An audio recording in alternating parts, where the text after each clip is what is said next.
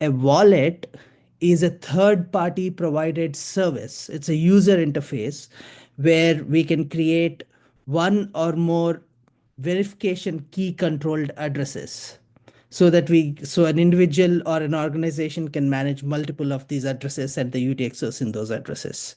Um, do you agree with that definition of a wallet?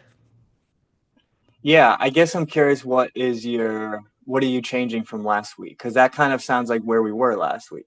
No, so last week I was under the impression that wallet is just another name for an address, but now I think it's a third party provided user interface.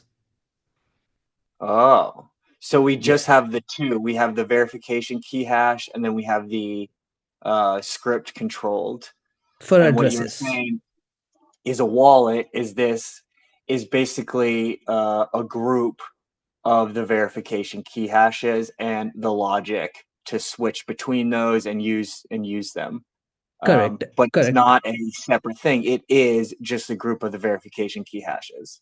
So there is more to it. It is surely a group of verification key hashes, but Yep. also it's a user interface provided by a third party.